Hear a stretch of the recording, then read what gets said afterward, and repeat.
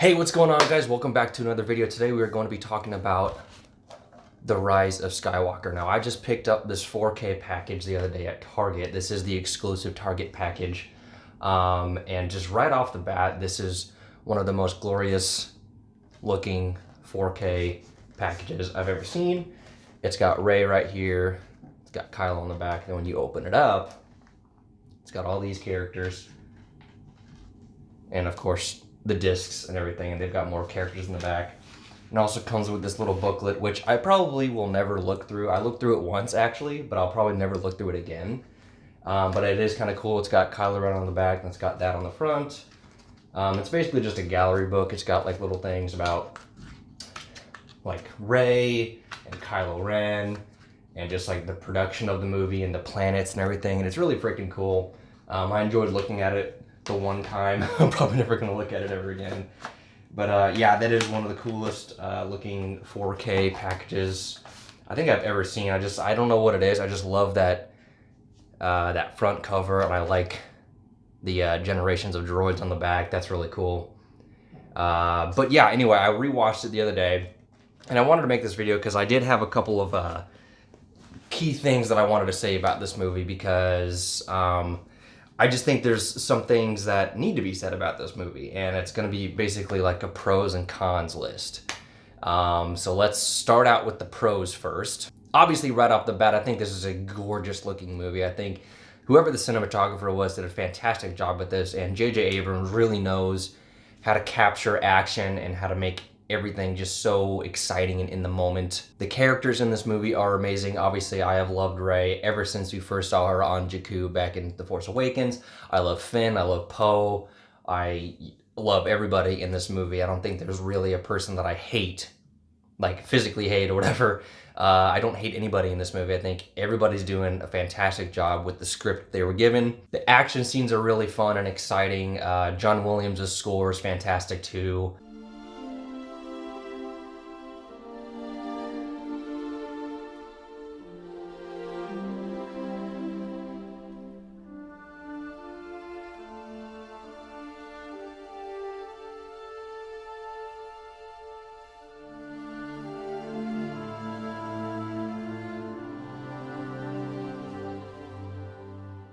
I love seeing Lando again, even though he doesn't really do a whole lot for the story exactly in this movie. I do love seeing Billy Dee Williams as Lando Calrissian in this movie again. I love all the stuff that Kylo Ren does in this movie. I love his character development in this movie, and it's kind of like a culmination of what we've seen in the past two movies and then what we've seen in this movie too. But I really, really love the scene between him and Han on the remains of the Death Star 2. I think that is a really touching scene.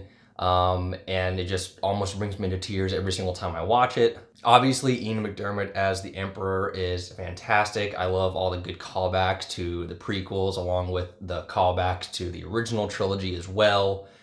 Even though his resurrection in the movie is just kind of abrupt, I didn't expect to see him early on, or that early on in the movie, when the first time that I saw the movie. I'll get more into that later when I go over my cons list, but I really do think that Ian McDiarmid brings it again, and it's just fun to see him do his thing. I mean, he's always that evil, conniving kind of person. I love it so much. Now let's go into my cons list. This movie has no idea how to slow down, basically. There are not a lot of quiet moments that were so prominent in The Force Awakens, and even in The Last Jedi too. I know a lot of people do not like The Last Jedi, but you can say that there are a lot of quiet moments in that movie.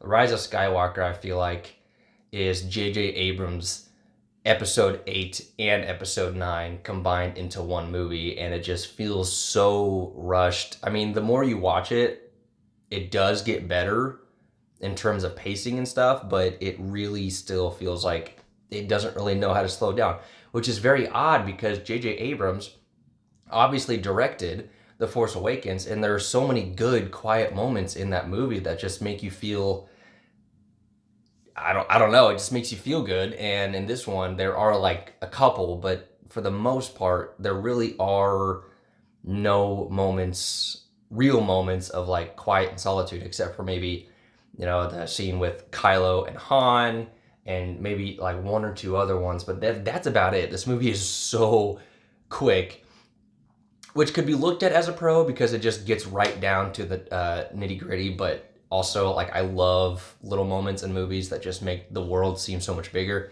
and it doesn't have a lot of that.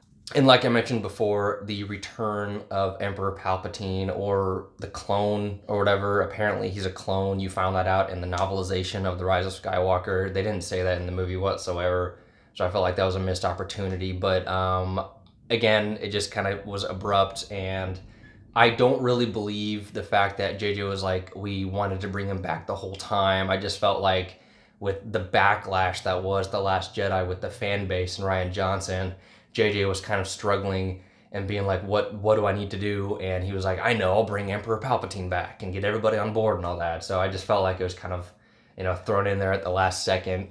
I mean, obviously, like I said, Ian McDiarmid is great, but the return of him is just kind of like, I don't know, it didn't vibe with me. Also, I didn't like the fact, I didn't get this. The first time that I saw this movie, and I still don't get it. I've seen the movie 3 times now. 4 times now. So, like, I guess Emperor Palpatine, or whatever, like, cloned Snoke. Like, there's that one shot at the very beginning of the movie, and Kylo sees it. It's like this giant vat. And there's like 15 Snokes in there. Like, what was his plan? What was his plan of having all those Snokes in one vat? Was it supposed to be like Kylo kills one and then he's just gonna like put another one in? But if that was the case, why didn't they do that? And why is Emperor Palpatine back? Why didn't they just, I don't know. It didn't make sense to me. It still doesn't make sense to me. Maybe they explain it in the novelization, but I don't really read the novelization of like movies and everything, but it didn't make sense for me in the movie, and I don't buy it at all. Another con that I have with this movie is, even though it was a pro to see Lando Calrissian back, and I love seeing Billy D. Williams back as the character, his character doesn't really do anything in the movie. If you think about the original trilogy characters that have been in the sequel trilogy, they've all had some sort of integral part to play in the story. Han was obviously a huge part in The Force Awakens. Luke, whatever you want to say about him, was a huge part in The Last Jedi.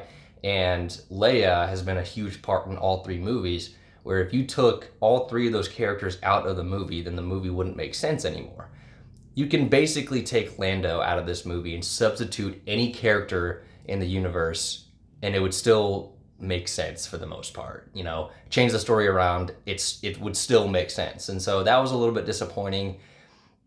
Again, it was J.J. Abrams probably thinking, how can I win back the fan base? I know, I'll get Palpatine and Lando back. They don't really have to do anything. They just have to be in the movie. So that was a little bit disappointing. Also, I have wondered this ever since I saw The Force Awakens for the first time, way back in 2015. So Rey finds Luke's old lightsaber in Maz Kanata's castle, right? And Han looks at it and asks Maz, like, how did you find that? Obviously, a very good question, like she said. A very good question for another time, because obviously the last time we saw that lightsaber, it was falling down when Luke's hand got cut off. It was falling down in Cloud City, and then he got a new one, the green lightsaber, in Return of the Jedi. So how did Maz Kanata get it? And I thought it was going to be such an interesting thing to explore, but it never gets explained. This is aggravating me. It's such a loose end. And again, J.J. Abrams wrote The Force Awakens. Why the hell did he not include this integral scene of Maz Kanata finding the lightsaber in The Rise of Skywalker? Or I don't know. I don't like that aspect. It just annoys me that it never got answered. Okay, let's talk about the kiss. The kiss.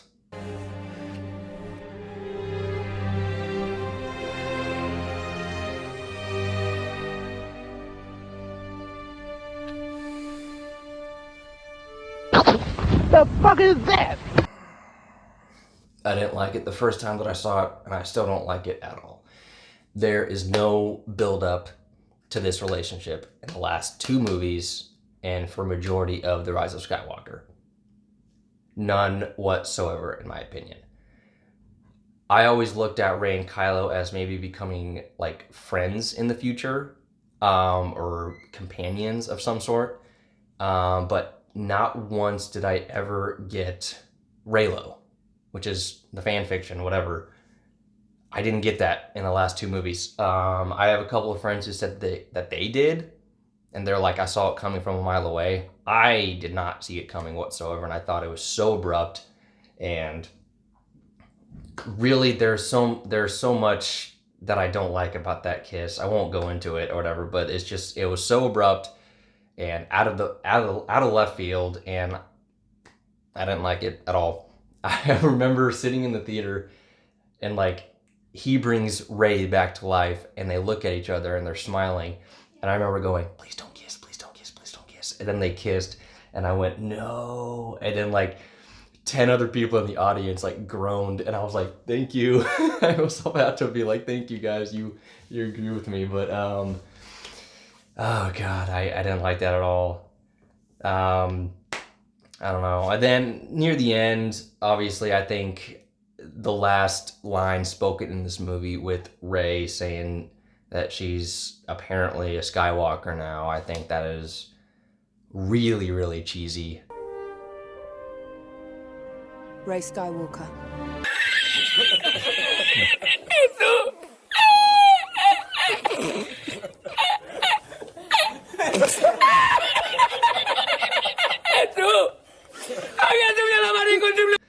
And it doesn't fit well with me.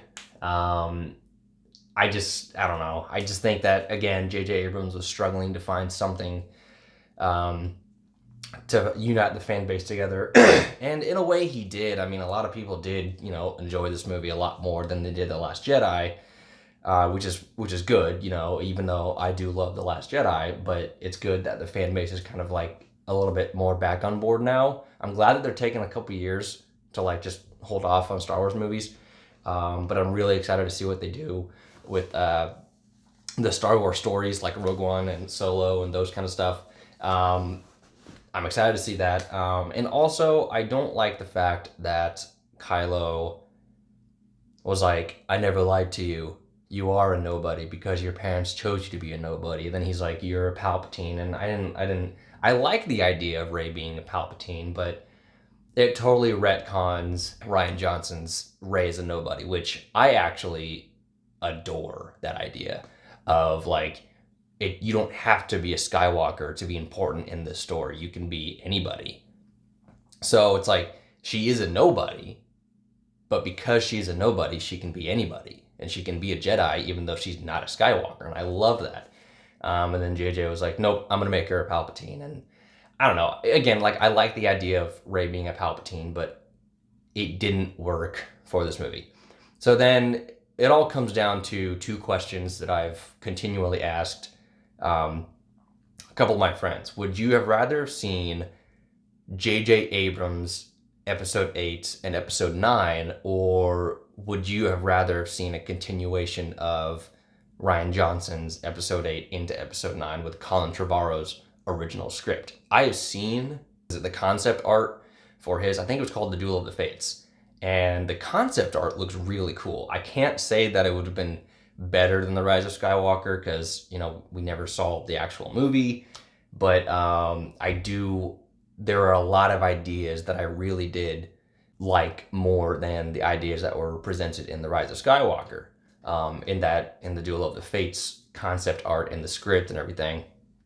But, I guess we'll never actually see that movie, obviously, but yeah, Rise of Skywalker, in my opinion, is kind of a mixed bag. I'm surprised, actually, because I went into this video thinking that I was going to have more pros with the movie than cons. But then the more I think about the movie, like, I still really, really enjoy the movie. I can sit down and watch it as a Star Wars film and as a Star Wars fan and have fun with it. And, the action scenes are really exciting. Like, okay, so like that one action scene at the end when they're on Exegol, and Poe thinks it's the end, and then you hear Lando, and it has that glorious shot, and it goes like that, and you see all of the ships right there. There's just too many of them. But there are more of us, Poe. there are more of us.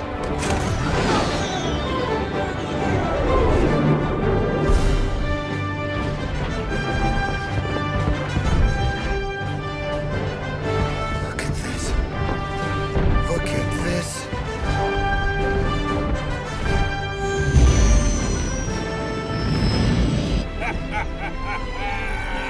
That gives me chills every single time that I see it.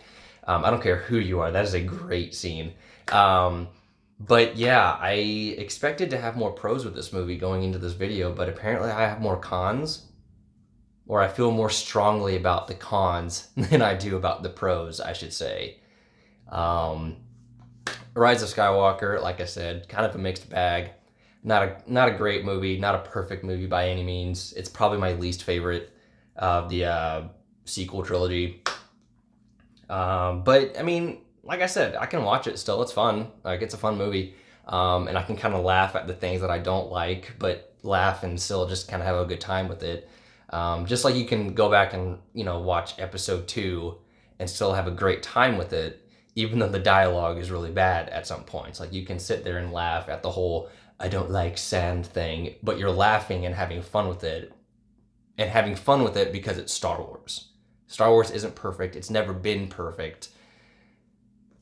But that's why I love it as a fan, because it's not a perfect story, but it's like different ideas coming together, and as a whole, it's very dear to me. It's very, it's close to my heart. I've been loving Star Wars ever since I was a little kid. So, but yeah, I think that's the end of my video. What did you guys think about The Rise of Skywalker? Have you rewatched it?